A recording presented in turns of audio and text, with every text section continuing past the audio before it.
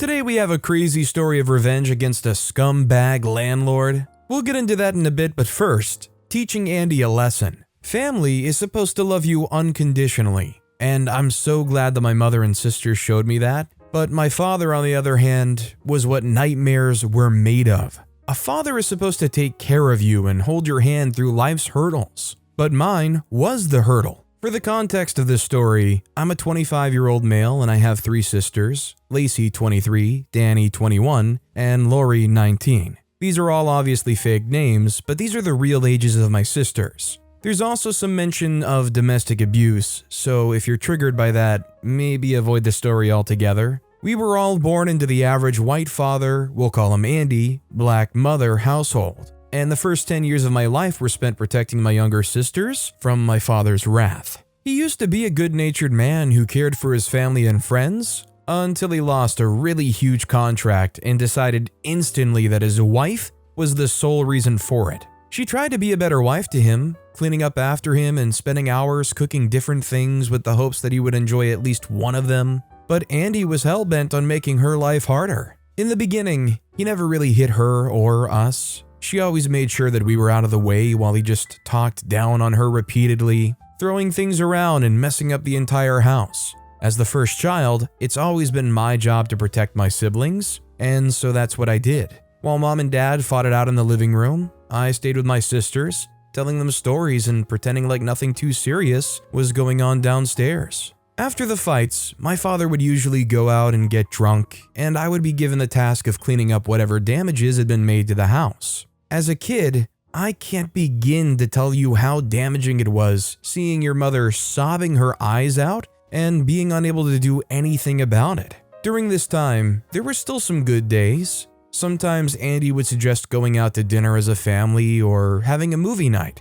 and we would all jump at the idea because no one wanted to upset him. With time, he stopped offering these fun activities as much, until he just never did it again. One day, I made the mistake of asking when next we would go out. He'd been angry for 2 months straight, which was a record, and I just wanted us to have fun again. I was completely honest about it, and my father got offended.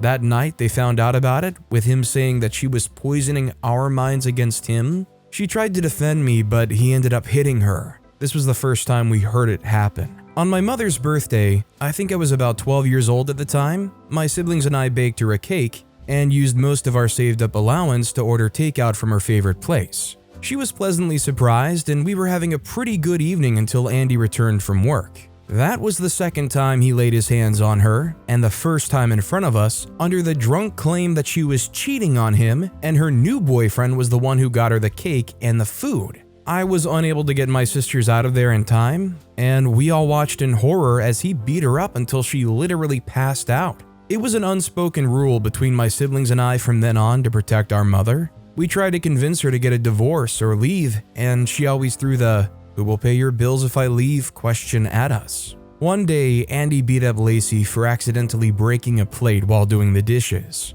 The rest of us tried to stop him, but given that he was a fully grown man against 3 preteens and a toddler, it was unfortunately an added advantage. He even broke my nose and my arm. I fought as much as I could, taking punches and delivering mine. I did a great job too, breaking his massive nose to the point that it always remained crooked. It was after that our mother decided to take our advice and get the heck out. Asking for a divorce was out of the question because Andy was a predator at this point. So one night, she had us pack our belongings, take her car, and run away. We couch hopped at a few of her friends' places for some months until we were able to find an abandoned trailer that was selling for next to nothing. With a little fixing up and some TLC, Mom sold off her car and we made the van into our home. There was a public school in the area, so we also just enrolled there. For the first few months, we survived on food stamps and the charity of Mom's friends. In the midst of all this chaos, I turned 13 and got a job at a local fast food restaurant to help Mom out.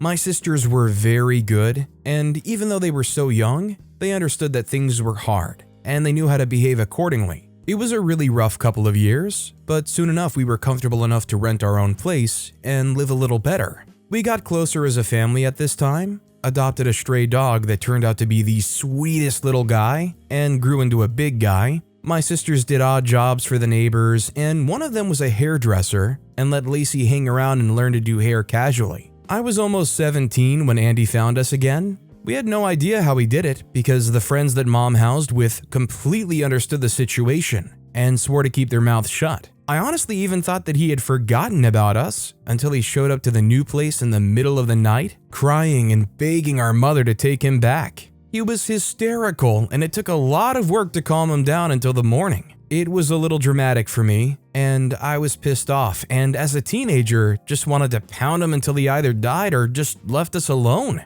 It was exhausting having to relive trauma all over again by just seeing his face. But Lacey pulled me to the corner and asked if whatever I wanted to do would make our mother happy. In that moment, I wanted to lie and say that I didn't care, but I did. I care more about my mother's happiness because I'd seen her be sad so many times. When we were able to gather around to talk, Andy apologized to us all for the pain, claiming that he had spent the past years in agony just looking for us. My sisters and I didn't believe a word of what he said. After all, Lacey and I still had the scars from the day he beat us up all those years ago. But for some reason, our mother decided that she liked the idea of giving him a second chance. We protested, in his front and in private, but Andy refused to let up, crying and begging and swearing on all of his dead relatives that he was a better person and just wanted to be one with his family. My sisters were angry with our mother, and even though we reluctantly agreed, we were upset with her for a while. Then she cooked our favorite meals and we just kind of forgot about it. We also had the uncomfortable conversation about how she loved him and had needs and whatnot. It was gross to hear, but I understood. However, I let her know that if he screwed up too much, I would not hesitate to end him. She didn't say much, but I knew she knew I was serious. I decided to never call him Dad again, instead choosing to go by his name Andy. And my mother nearly had an aneurysm at the thought of it and insisted I call him Dad. Most of this took place around the time that I had to leave for college. I got a scholarship, so I was worried about leaving my mother and sisters at the mercy of the man who used to be our abuser. I observed things until I was somewhat assured that my sisters could protect themselves as our mother before finally going off to college. It was a gradual process, but Andy started being a jerk to my mother again, usually when everyone else was away, because he knew that she would keep it away from us so she wouldn't worry us. 2 whole years passed before anyone picked up on Andy's abusive ways. He got smarter too and ran off with a chunk of her money before I could return from college, in time to teach him a good lesson. None of us blamed our mother though, because we understood that being a single mother was extremely difficult, and no matter how well behaved we were, she was still going to need the support of another person. With this knowledge, we started to set her up on dates with people who we made sure to investigate closely. It was quite the adventure to witness, but what mattered was that she was having a good time. She went on lots of dates with different characters, and we encouraged her to write about them. I set up a blog for her, and my mother had so much fun updating it bi-weekly. Eventually, it even made her some money, but that was much later though. By the time I was rounding up college, 2 of my little sisters, Lacey and Danny, were already in college, and Lori was in high school. We had a great dynamic, save for the occasional squabble here and there, and for the first time in a while, it felt like we were truly happy as a family. It didn't surprise me when one day my sisters and I showed up to the house to find Andy sitting on the couch, looking frazzled with his head hung low. I was about to charge when my mother asked me to take a second to just hear him out. I was so mad. That I walked out and punched a tree till my hands were bleeding and I screamed into the air. I was so angry with my mother. What didn't she understand about the fact that this man was just an abuser who would keep doing it again and again until he had destroyed us with his bare hands and there was nothing for him to come back to? Then he would go on to someone else. It was a cycle that would just repeat itself. I knew, but I listened anyway. Andy apologized for being a bad husband and parent, succeeding in bringing back all of the bitter memories that we had managed to bury. Of course, none of us, besides my mother, bought the story, and we asked for proof that he had really changed. Apparently, he was a recovering addict, and the money he stole last time he was around was to settle a loan shark that was after his life. He went on about how it made him realize once more that he had a good thing in the form of a family, and had spent his whole life ruining it. He said a lot of other things, but I zoned out because listening to him speak was actually making me feel things that I didn't want to feel. Plus, for the first time in his life, he sounded very genuine, and it was uncomfortable to hear that kind of a tone on a man that you associated bad things with. I didn't want to believe, and I asked for more proof, probing questions and attacking him until he was on the ground, bawling like a small child. It felt good to see him like that, but my mother was begging me to stop, and so were my sisters. They didn't like seeing our mother like that. By the end of his speech, my mother was in tears, begging us to accept and forgive our father. I let him know that I was watching him closely because I had no trust in him around my family, and I told my mother that I definitely wasn't calling him dad this time. By now, I was done with college and had a job and an apartment really close to home so that I could keep my eyes on my mother and sisters. They weren't comfortable with Andy being around, but our mother was so joyful that there was no way we could say anything to her about her prodigal husband. He didn't start screwing up right away because he knew our eyes were watching him very closely. He did things like buy flowers and random gifts for my sisters under the pretext of wanting to make up for all the years he was away. Even Lori, who was the youngest, wasn't falling for his tricks. It felt like Andy put a shield over my mother's eyes because somehow it felt like a war that we had been fighting with her against the man who was supposed to be our father. Now it seemed like they were a team and we were just fighting against a happy home. I tried to snoop, but it seemed like Andy was smarter with burying his tracks. He acted good-natured and pleasant, and it angered me. When we spent Christmas together, no one besides my mother got him presents and he acted normal about it, only crying when I refused to take what he got me. My mother and I got into a fight about it and it didn't resolve until I got him a present and we went out together to bond. Many times we had arguments that ended in her telling me how I didn't want her to finally be happy with her family. Somehow, Andy had convinced her that we were the enemy and that he was the good guy. It got so bad that I stopped visiting for a while and decided to stay at my own place. Naturally, my sisters also came over to mine more often, leaving our mom alone with our dad. That was really our first mistake, because she would never tell us if Andy was hurting her because she wanted to save face. Because of how upset we were with her, we also didn't check in with her for a little while. Nobody really noticed anything until the day Lacey snuck in while both parents were supposed to be at work to pick a change of clothes and borrow some things without mom's permission. The entire house was quiet until she went by mom's bedroom, only to find it wide open with Andy hooking up with a woman that she didn't know. Lacey is a bit of a klutz, and she got caught while attempting to get some video footage. She was able to escape back to my apartment and showed me what she had. Later that night, I invited my mother over to my place and attempted to have one last conversation with her about Andy. She confessed to me that she actually knew about it and he had just hit her into silence. She also told me that he always told her that we, her kids, would leave her and he would be the only one around. It made sense to me that he was the one who instigated the arguments that we had since he came around. The knowledge that he had laid hands on my mother enraged me, and I made a plan with my friends, who dressed up as thugs and kidnapped Andy to a warehouse that I rented for a few hours. I let all of my rage from over the years fly, beating him up until he could barely breathe.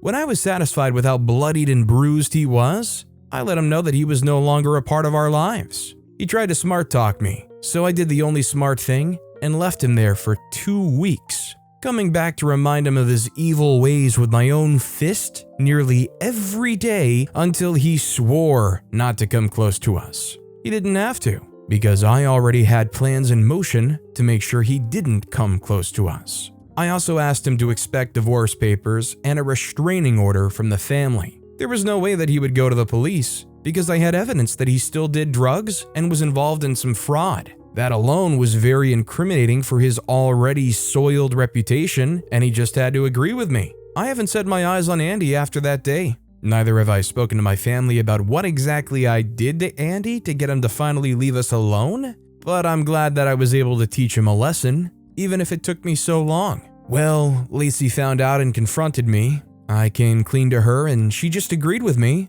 saying that it was about time we showed that man. She also said that she wished we had done it sooner, but I think my mother just had to figure this out for herself. I'm definitely not going to condone what OP did, But this is definitely a freak around and find out type situation because they came back multiple times, and each time OP was warning them, you try anything, you hurt our mother, and OP was gonna snap. And they did. That said, our next story is showing my scumbag landlord. So this story is going to be about getting revenge on my terrible, terrible landlord. It's no secret that with insanely high cost of living, people are finding it much harder to find homes and live in good places. I'm thankful to be as privileged as I am now, and I won't trade it for anything, but more often than not, I wish things were easier for the common man. I'm a 27-year-old woman, and my girlfriend is 29. We have jobs that make us travel a lot around the world, so we rarely stay in the same place for too long. I'm a model, she's a photographer, and if we're lucky, we get booked in the same place. That rarely ever happens though, but we make out time to hang out even when we're busy with work. Our busiest times are during the fashion weeks, because I walk many runways and she does a lot of street photography. It's a great dynamic, and I couldn't be more grateful for my life. When I'm not strutting the runway and attending castings, I'm a little bit of a writer, which is very ironic but peaceful perspective. I love it, and when I eventually retire from modeling, I'll probably keep it going. My girlfriend's a photographer around the clock, but her job is a little less seasonal than mine, so it's more full-time. Last year, I faced a burnout stage, and it was so bad that it affected my life and my career and everything I did. I got the big sad for nearly 3 months straight, and didn't leave my house until I realized that my cat was having babies and I needed to take her to the vet. After the whole situation, my girlfriend decided that it would be best to not live on my own. It was basically her way of telling me that she wanted me to move in with her. I was very elated because, who wouldn't be? We started house hunting together as soon as she was settled back in, and I have to be honest, it was so much work.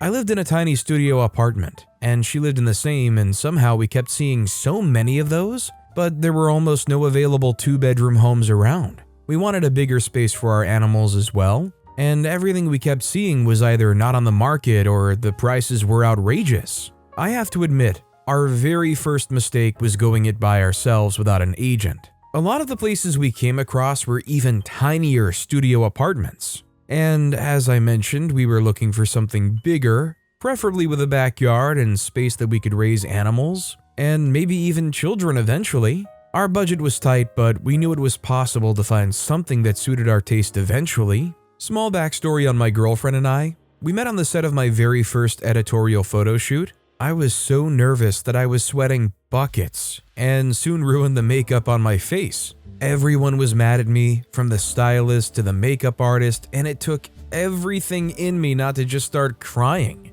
My girlfriend, let's call her Anita, was so patient with me the whole time. She even retouched my makeup herself at one point. The entire day felt as if the world was out to get me, but Anita was somehow a nice little shield. Our second interaction happened on the same day when my Uber came to pick me, and the driver was a creep. He kept flirting with me in the parking lot, and when I said I was a lesbian to divert his interest, he kicked me out of his car, quite literally. Apparently Anita was still in the parking lot, and she drove up to me and asked if I needed a ride. My place was pretty far from hers, but she drove me right to the front door. During the ride, we talked at length and she took my email, promising to hook me up to any opportunities if they came her way. I had almost forgotten about our little interaction until I got a call nearly 2 weeks later, claiming that Anita had recommended me for a job. We worked together a lot, and she really did help with fast-pedaling my career to where it got to. The fact that she was basically my backbone in the industry made it really hard for me to let her know that I liked her. But one day we were stuck in her studio during a thunderstorm and something led to the other and we kissed. Since then, we've become even more inseparable than we were before. I've spent at least 4 days every week with my girlfriend since we started dating 3 years ago, and I owe probably my entire career to her. Back to the house searching. It took near 3 months because we wanted to do it ourselves, but we finally found and zeroed in on 3 places that worked for us. 2 of the 3 places were perfect, but they were just a little too far into town. The third one was the only one close enough to the city that wasn't too hard to commute to every day, but far enough that we could almost pretend that we lived in the country. Within the first few days of meeting the landlord, we should have figured out that there was something fishy going on, but we were just too excited at the prospect of moving into a place of our own that common sense eluded us. The first red flag should have been how much of a fixer-upper the house was, as opposed to the price it was going for. With how messed up things were, the place should have rented out for quarter of the price, while we used the rest to fix it up.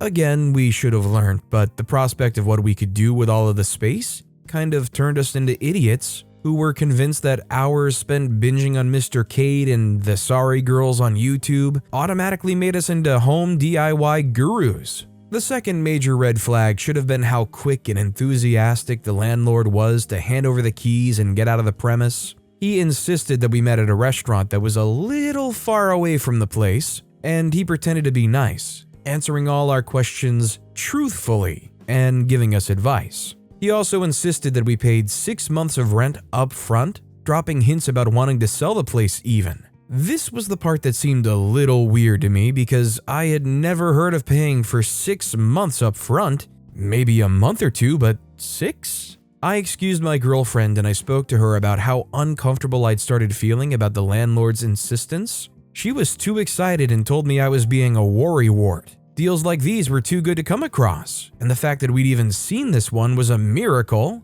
Eventually, she talked my worries away, but I asked her to at least let me handle things as I saw fit. We went back to the table, and I let our landlord know that we would only pay 3 months up front. And he shrugged, asking us to make sure that we only brought cash, because that was the only way he would take rent. It was a sketchy meetup that seemed more like a drug exchange than a house settlement, but my excitement and Anita's was enough to make me shrug off all the weird thoughts and nagging feelings I had. To show that he was a great person, our new landlord paid for mine and Anita's lunch. It all seemed so perfect, and my girlfriend would have handed the money to him right there. But thankfully, I had a list of things we needed to have to make sure we weren't being completely scammed. Amidst it all, we were able to get a few important documents signed, as well as contact information to a few other members of his family. We moved in only 3 days after the meeting with our sketchy landlord, and to say we were shocked at what we saw would be an understatement. It was like we were staring at the bones of what the house used to be. In that moment, renting a place based off of pictures alone suddenly seemed like a very stupid idea, but we were both pretty optimistic people, her more than me, so we decided to clean the house ourselves. For a week, we slept in a motel and cleaned out every inch of the house, gutting the place, washing the walls, and making sure that every inch of it was livable for us. It was so exhausting that I was of the opinion that we needed to call cleaning people to help out. Anita refused, saying that this was our version of building IKEA furniture, and we had to persevere. Considering we would still need to buy and build IKEA furniture, I didn't see the point, but she was so cute. It might be a curse, but saying no to my girlfriend was literally impossible. She has the cutest massive brown eyes, and when she widens them to ask for something and I say no, it feels like kicking a puppy in the chest, and I don't think you would enjoy doing that. I insisted, I really did. I told her that we needed professionals to at least check the house out and know if it was dangerous to live in, but she had the brilliant argument that if the walls hadn't come down after the kind of cleaning we did, then maybe it was stronger than we thought. The landlord also gave us some BS about the place being renovated barely 6 years earlier, so that had to count for something, right? It turned out we couldn't do everything ourselves, and we had to call a plumber to fix up the water and pumps and all of that. Anita insisted on staying in while they did it, but we hadn't fully moved in or had anything moved in, so I managed to pull her out for us to get food. Plus, the plumber was my friend who had agreed to fix up our place for the small price of a few pizzas and some beer. After he had finished, which took an awful lot longer than we expected, we sat down to eat. Anita went to the bathroom, and my friend who was a plumber told me that getting the place might have been a mistake because it was so crappy from the inside out. I tried to play it off that we hadn't finished cleaning, but he was insistent. At a point, it felt straight up disrespectful, and I called him out on it. We finished eating, he left, and Anita and I did the cleaning up that was left.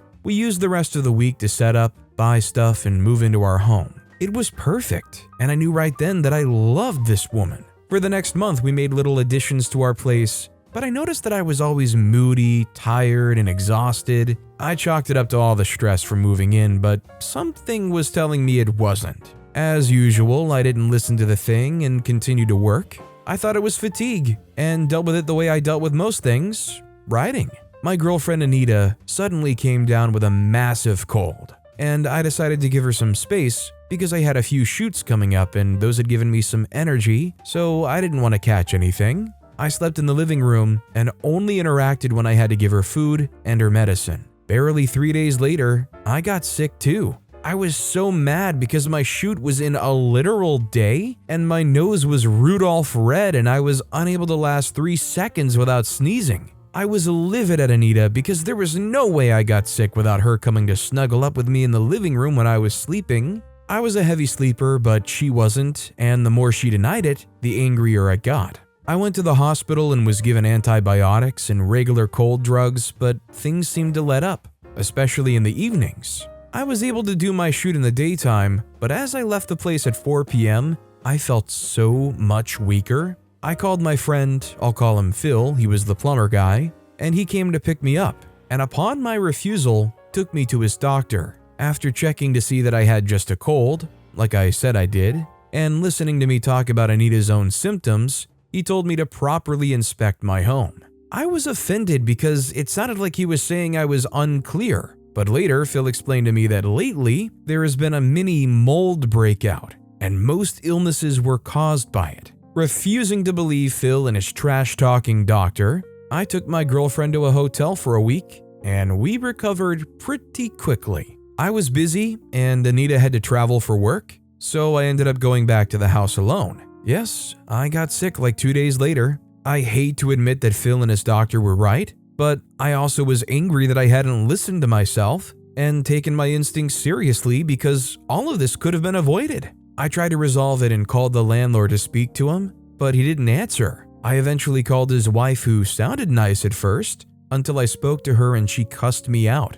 calling me names and telling me never to call her husband. I think she thought I was cheating with her husband. I tried to call again multiple times, but he would not answer, so I showed up to his house and knocked on the door until his daughter opened the door. I tried to explain my situation, but he told me to deal with it myself and slammed the door in my face. It was rude and disrespectful, considering we paid the 3 months rent, but when I threatened to get the police, he laughed and said to make sure I told them it was 6 months, because apparently my girlfriend had paid the rest without telling me. I was so livid, but I couldn't blame Anita. She just wanted to build a home with me and I was being a hard butt. Rightfully so, but still. Instead of calling the police, I called Phil and told him everything. He sounded like a demon when he told me he had a better plan than the police. I was skeptical because I didn't want to kill anyone, but he assured me that while there would be blood, there would be no deaths. We went to visit an old friend of his who apparently owed Phil a lot of favors.